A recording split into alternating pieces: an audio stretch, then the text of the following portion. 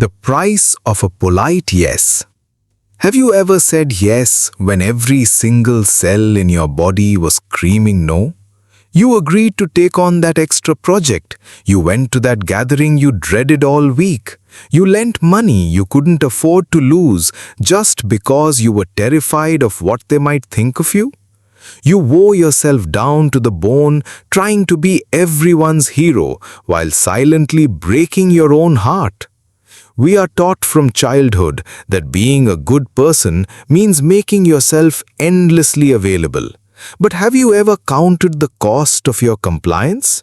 Today on Tales by Hasiba, we are going to explore the quiet, life-changing power of a two-letter word and why learning to say no is the ultimate act of self-respect. Part 1. The Chronic People-Pleaser's Burden. Saying yes when you want to say no feels safe in the moment. It buys you temporary approval. It keeps the peace. It prevents an awkward silence or a disappointed frown. But every single time you say yes to something that drains you, you are secretly saying a massive, painful no to yourself. You say no to your rest. You say no to your mental peace. You say no to your own dreams and priorities. The tragic truth is that energy is the most limited currency you possess, yet we hand it out like free candy to anyone who asks, leaving our own cups completely empty. We become exhausted, resentful, and bitter, wondering why the people we sacrifice so much for never seem to truly appreciate the cost.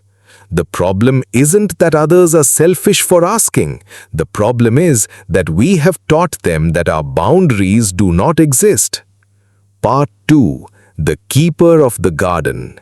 In a fertile valley, there lived an old gardener named Julian.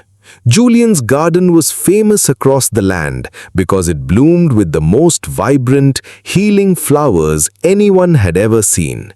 Because the garden was so beautiful, travelers from all over came knocking on Julian's gate.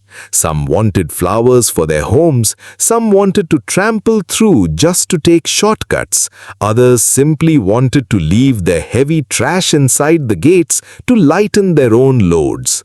For years, Julian welcomed everyone. He let them take what they wanted, never turning anyone away out of fear of being called unkind.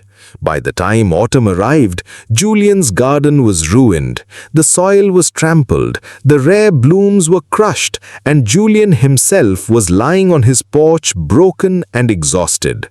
A wise traveler passed by, looked at the ruined garden, and said softly, "A garden without a fence is not a sanctuary, my friend.